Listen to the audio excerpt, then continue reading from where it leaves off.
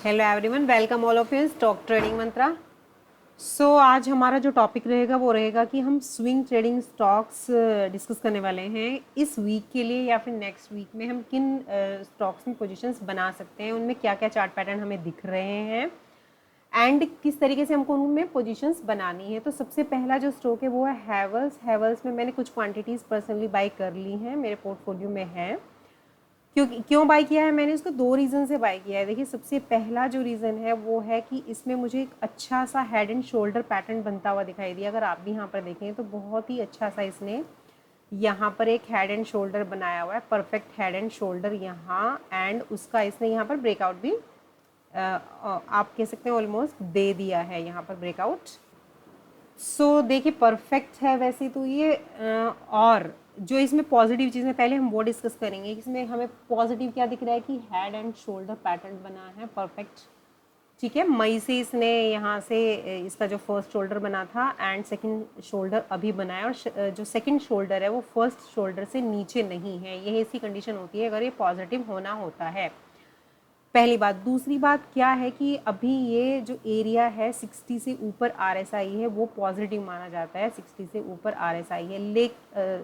और जो जो थर्ड चीज़ है यहाँ पर हमारी 200 डेज़ का जो मूविंग एवरेज है उसके ऊपर ये स्टॉक यहाँ पर है। अगर आप यहाँ पर देखेंगे, ये हेड एंड शोल्डर बनाते हुए यहाँ पर इसने 200 मूविंग डेज़ के ऊपर क्लोजिंग दे दी है। तो काफ़ी सारी चीज़ें हमें पॉजिटिव नज़र आती हैं। तो निगेटिव क्या है? निगेटिव बस एक जो मुझे छोटा सा लग रहा है पॉइंट, आरएसआई डाइवर्जेंस मुझे लगता है। अगर मैं यहाँ पर देखूँ कि यहाँ से ये कुछ इस तरीके से है एंड यहाँ से ये कुछ इस तरीके से है, तो ये मुझे थोड़ा मतलब थोड़ा सा अजीब लगा कि अगर ये पूरी तरह पॉजिटिव है तो डाइवर्जेंस नहीं आना चाहिए था। हो सकता है कि यहाँ पर कुछ दिन टाइम स्पेंड करें एंड इस तरीके से फिर यहाँ पर कुछ स्टॉप लॉसेस खा करके फिर ऊपर जाए। अब इसको अगर निगेटिव होना है तो ये वापस से इस 200 डेज़ की मूविंग एवरेज के नीचे आकर के रेड कैंडल्स बनाता है, तो हम इसमें एक निगेटिविटी एक्सपेक्ट कर सकते हैं। अब बात आती है कि हम इसमें करंट मार्केट पे पोजीशंस बना सकते हैं। तो मैंने अभी कम क्वांटिटीज़ बाय किया है। आई विल वेट कि मुझे इसमें कुछ और चीज़ें कंफर्मेशन हो। या तो देखिए, अगर आप इन्वेस्टर हैं, आपको कहाँ पर बाय करना था, जब इसने यहाँ पर एक बेस फॉर्मेशन किया था, यहाँ पे एग्जैक्टली हम बॉटम तो नहीं पकड़ सकते, बट येस, इसके अगर मैं देखूँ, इस बेस को जब इसने यहाँ पर इस तरीके से क्रॉस करते हुए यहाँ पे आप एज एन इन्वेस्टर एंटर कर सकते थे। अब अगर एज ए स्विंग ट्रेडर आपको यहाँ पर एंटर करना है तो you have to wait for further confirmation. आप किस तरह की कंफर्मेशन का वेट करेंगे कि अगर ये इसके ऊपर सस्टेन कर जाता है, जो इसने ये पैटर्न बनाया है यहाँ पर, अगर ये सस्टेन कर जाता है, अगर हम बात करें ये एरिया इसके लिए क्रूशियल रहने वाला है, राइट। इस एरिया में अगर ये इस तरह से कुछ करके एंड ऊपर ग्रीन कैंडल बना करके फिर ये ऊपर जाए तो इसमें एक अच्छा मोमेंटम देखने को मिल सकता है। आप इसको अपनी वॉच लिस्ट में ज़रूर रखिए। अगर आप स्टॉप लॉस लेकर के पोजीशन बनाना चाहते हैं तो आप करंट सिनेरियो में भी इसमें पोजीशन बना सकते हैं। स्टॉप लॉस कहाँ पे रखेंगे इसमें? देखिए, अगर आप दो जगह आप स्टॉप लॉस रख सकते हैं। हेड एंड शोल्डर में जब हम स्टॉप लॉस रखते हैं तो जो इसका सेकंड शोल्डर बनता है उसके कुछ पॉइंट नीचे हम अपना एसएल रखते हैं, लेकिन वो बड़ा एसएल हो जाता है। तकरीबन 100 पॉइंट का अगर आप एसएल रखेंगे तो आप टारगेट भी उसी के अकॉर्डिंग रखेंगे। फिर उसका टारगेट भी उतना ही होता है। अगर मैं बात करूं यहाँ पे, अगर इसकी नेक बनती है तो, और यहाँ पे इसका ये बॉटम बना है, तो हमारा जो टारगेट है वो भी अप्रॉक्स कितना हो जाता है? अगर हेड एंड शोल्डर के बेसिस पे हम ट्रेड करते हैं, इतना डिस्टेंस हमारा क्या हो जाती है? टारगेट। ठीक है, तो उसका 1/3 अगर आपका एसएल आप दे सकते हैं, 1/3 एसएल के साथ में आप यहाँ पर पोजीशन बना सकते हैं, तो अगर एक अच्छा मोमेंटम आता है तो आपको एक अच्छी राइड यहाँ पर मिल सकती है। बट अपना माइंड आपको एसएल के लिए भी रेडी रखना होगा, क्योंकि अभी जो यहाँ पर वो हमें वॉल्यूम दिखा था, अगर थोड़ा सा हमें और कुछ पॉजिटिविटी इसमें दिखे, यहाँ से कुछ इस तरीके से मूव करता हुआ दिखे, तो ये थोड़ा सा कंफर्मेशन हो जाएगा। बाकी अगर हम वीकली टाइम फ्रेम पर इसको देखें तो इसने बहुत अच्छा डब्ल्यू पैटर्न बनाया है। हम देख लेते हैं। ये हैवल्स का वीकली चार्ट है मेरे सामने। वीकली चार्ट में अगर आप देखोगे तो इसने कितना अच्छा यहाँ पर एक डब्ल्यू पैटर्न बनाया है एंड अब ये यहाँ पर थोड़ा सा खुद को होल्ड कर रहा है। अब ये एरिया इसके लिए इम्पॉर्टेंट है, ये एरिया इम्पॉर्टेंट है। अगर ये एरिया निकल जाता है तो ये फिर एक अच्छा अपसाइड मोमेंटम देगा, बट हम इतना वेट नहीं कर सकते कि हम इसके ऊपर जा कर के पोजीशन बनाए, वो हम वेट नहीं कर सकते। तो बेटर क्या रहेगा कि हम क्या कर सकते हैं, हम ये यहाँ पर जो ये वाला जो कैंडल है इसके कुछ पॉइंट नीचे अपना एसएल रख के और हम यहाँ पर भी पोजीशंस बना सकते हैं। और फिर अगर हमें टारगेट मिलेगा तो टारगेट कितना मिलता है डब्ल्यू के केस में, जो डब्ल्यू की नेक से स्टॉक नीचे गया था ये डिस्टेंस, इतनी ही ऊपर डिस्टेंस आपका टारगेट रहता है। तो यहाँ तक का टारगेट तो आप फर्स्ट टारगेट मान के चल सकते हैं स्विंग ट्रेड के लिए, पोजिशनल ट्रेड के लिए। उसके बाद अगर ब्रेकआउट होता है तो फर्दर आप उसमें री एंटर कर सकते हैं। अब वो डिपेंड करेगा कि मार्केट का सिनेरियो क्या चल रहा है। तो ये स्टॉक आप एक तो वॉच लिस्ट में रखिएगा। हम एक चीज़ और कर सकते हैं, यहाँ पर इसको शॉर्टर टाइम फ्रेम पर आप चेक कर सकते हैं। शॉर्टर टाइम फ्रेम पर इसने क्या किया है, अगर हम देखें इस एरिया को इसने एक बार रीटेस्ट किया, लेकिन यहाँ पे इसने कुछ पॉजिटिव सिग्नल अभी नहीं दिए हैं। यहाँ पर इसने ये यहाँ पर सेलर आए और यहाँ पर फिर अभी हमें थोड़ा सा निगेटिविटी लग रही है। तो ये एरिया जो है या तो ये पॉज करने वाला है या फिर ये अगर इसको ऊपर जाना होगा तो इस एरिया को ब्रेकआउट दे करके ऊपर जाएगा, और अगर नीचे आना होगा तो फिर ये इस एरिया के को ब्रेक डाउन देगा। तो आपका जो एसएल है वो आपका डिफाइंड होना चाहिए। आप दो जगह एसएल रख सकते हैं इसमें। अगर आप छोटा एसएल चाहते हैं तो आप छोटा एसएल रख सकते हैं। आप इस कैंडल के, इस वाली कैंडल के नीचे अगर ये ज़्यादा निकलता है तो यहाँ तक ये आ सकता है।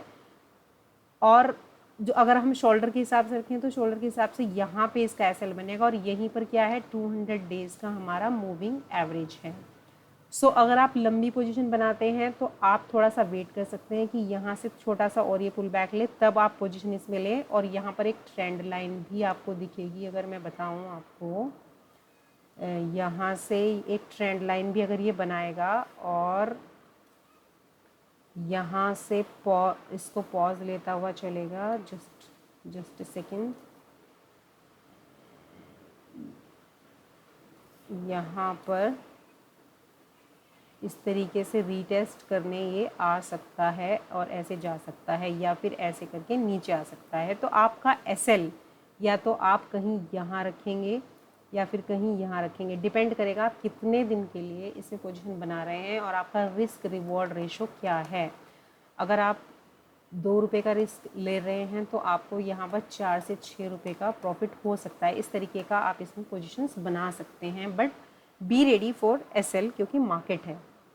सेकेंड स्टॉक जिस पर आपको अपनी आइज़ रखनी है, वॉच लिस्ट में रखना है, पॉलीकैब, जो मुझे पर्सनली दिखता है। यहाँ पर क्या है, यहाँ पर एक तो ये अगर आप वॉल्यूम देखें, मुझे एक वॉल्यूम का बार अच्छा नज़र आता है यहाँ पर, प्लस यहाँ आप आरएसआई देखेंगे, आरएसआई ऊपर 60 से ऊपर है तो सुपर मोमेंटम एरिया इसको बोला जाता है, तो वो भी पॉजिटिव है। और ये बिल्कुल नियर है कहाँ पर, 200 डेज़ की मूविंग एवरेज के पास है। तो ये बहुत अच्छी जगह है अगर हम इसमें पोजीशन बनाएंगे, लेकिन कब, एक बार ये इसके ऊपर अगर क्लोजिंग दे तो यहाँ पे आप पोजीशन बना सकते हैं। देखिए इसमें पोजीशन आप 2 तरीके से बना सकते हैं, बात को ध्यान से सुनिएगा। ये इसका जो जोन है, जो ये जोन है, ये बहुत इंपॉर्टेंट जोन रहने वाला है अगर मैं इसकी बात करूँ, ये एरिया की, राइट। तो अगर आप एक छोटा सा एसएल ले सकते हैं, छोटा एसएल कितना, आप एसएल रख दीजिए यहाँ पर कहीं, एसएल आप रख दीजिए, ठीक है। तो आप इसमें जब पोजीशन बनाएंगे तो आपको यहाँ तक का फर्स्ट टारगेट, यहाँ से फिर अगला यहाँ तक का सेकंड टारगेट, इनको आप एक्सटेंड करके टारगेट यहाँ से ले सकते हैं, ये वॉल्यूम के बेसिस पर। प्लस इसमें दूसरा पॉजिटिव पॉइंट क्या है, पॉजिटिव पॉइंट ये है कि ये बिल्कुल नियरेस्ट पॉइंट पर है 200 डेज़ के मूविंग एवरेज के, तो स्टॉप लॉस हमें छोटा ही देना होगा। अगर यहाँ ये जो ये कॉम्बिनेशन बना है कैंडल का, यहाँ इसके नीचे एसएल रखते हैं, यहाँ से राइड मिलती है तो आपको रिस्क रिवॉर्ड रेशो ठीक पड़ जाएगा यहाँ से, मींस आप छोटा रिस्क लेकर के लंबा राइड कर सकते हैं। अगर आप और आगे निकलने में पोजीशन बनाएंगे तो आपका एसएल बड़ा हो सकता है। बड़ा क्यों हो सकता है, क्योंकि अगर मान लीजिए ये यहाँ से 200 डेज़ के मूविंग एवरेज के ऊपर ब्रेकआउट दे देता है एंड देन आप यहाँ कहीं पोजीशन बनाते हैं, फिर ये रीटेस्ट के लिए आता है, देन आपके मन में थोड़ा ये रहेगा कि अगर मेरा एसएल जाएगा तो बड़ा बैठेगा। ये चीज़ आपको जब भी आप ट्रेड प्लान करें, ये चीज़ हमेशा प्लान करें कि आप किस एरिया पे एंटर कर रहे हैं, वहाँ से आपका जो स्टॉप लॉस है, प्रॉफिट से पहले आप अपने स्टॉप लॉस की लोकेशन देखेंगे, कितना बैठता है आपका स्टॉप लॉस, क्या उसके उसके रिवॉर्ड में, उस रिस्क के रिवॉर्ड में, उस रिस्क के लिए क्या आपको इतना रिवॉर्ड आगे मिल सकता है कि अगर मैं यहाँ पर ऐसे रखूँ तो क्या मैं यहाँ तक का ट्रेंड जो है राइड कर सकता हूँ। ये भी मुझे एक अच्छा यहाँ पर पैटर्न बनता हुआ नज़र आ रहा है। इसके अलावा अगर मैं चार्ट पैटर्न की बात करूँ, चार्ट पैटर्न में अगर मैं एक चैनल छोटा सा ड्रॉ करूँ यहाँ पर, तो आप अगर देखेंगे तो इसका जो प्राइस का मूवमेंट है कुछ इस तरीके से है। यहाँ से इसने सपोर्ट लिया, वापस यहाँ पे वॉल्यूम है, यहाँ से सपोर्ट लिया एंड वापस। अब ये एक बहुत ही इंपॉर्टेंट पॉइंट पर है, यहाँ से अगर ये नीचे आता है तो ये यहाँ तक के लिए आ सकता है। अगर हम चैनल के हिसाब से देखते हैं तो फिर ये कुछ इस तरीके से फिर वापस जा सकता है। तो या तो आप वेट कर लीजिए या फिर आप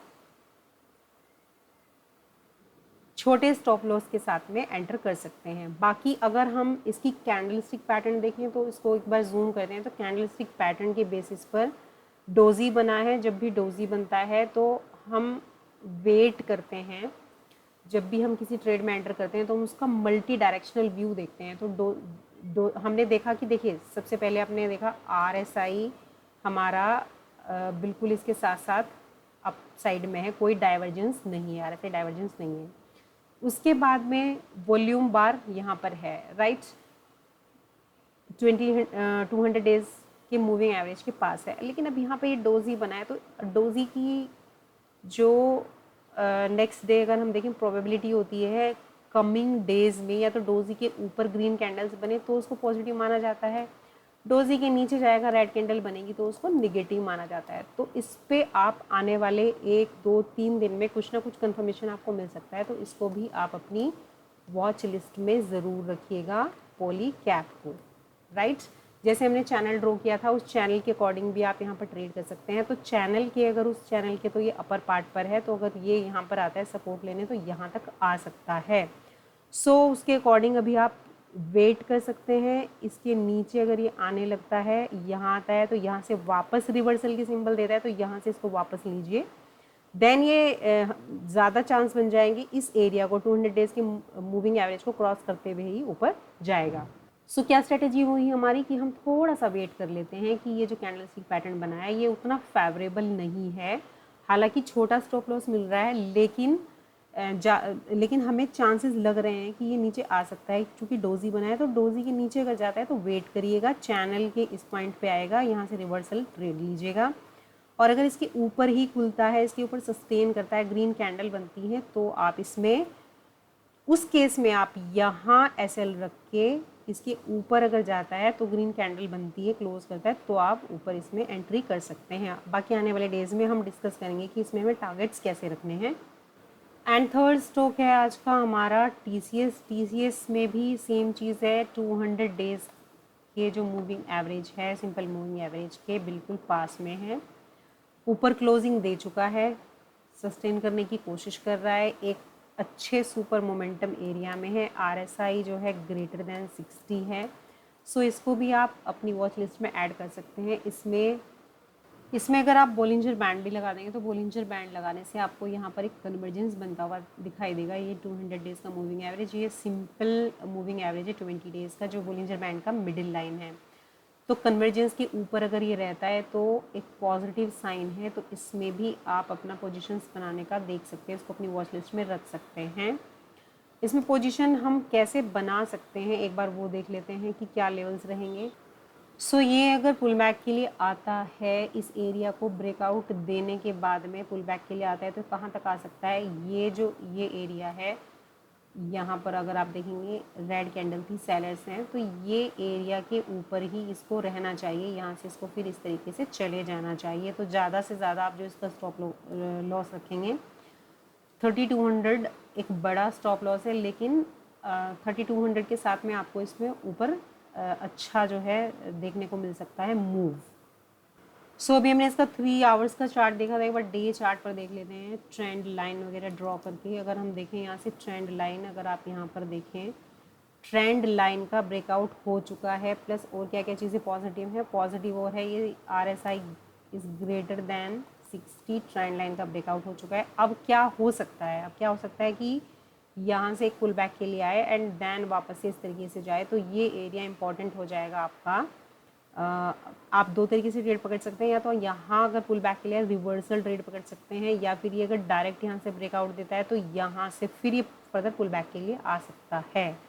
सो इसमें भी आप इस चीज़ पर नज़र रखेंगे कि ये इस एरिया को डायरेक्ट क्रॉस करता है एंड फिर यहाँ से पुल बैक के लिए आता है, तो आप यहाँ से रिवर्सल लेंगे, या फिर ये पहले एक बार यहाँ पर आता है और इस पैटर्न को इस तरीके से पूरा करते हुए हेड एंड शोल्डर बनाते हुए देन फिर यहाँ से ऊपर जाता है, तो आप पैटर्न के हिसाब से भी इसको ट्रेड कर सकते हैं। बाकी आई विल ट्राई कि इनके जो लेवल्स हैं मैं उनको अपडेट करती रहूँ। तो अगर आपको वीडियो पसंद आया होगा तो please hit the like button, channel पर नए हैं तो सब्सक्राइब ज़रूर कीजिएगा। और जल्दी ही हम एक अपनी लाइव सेशन शुरू करने वाले हैं क्लासिक चार्ट पैटर्न्स के ऊपर, प्राइस एक्शन के ऊपर एंड देन फिर लाइव ट्रेड्स के ऊपर। फिर मिलते हैं नए वीडियो में। Thank you, bye bye.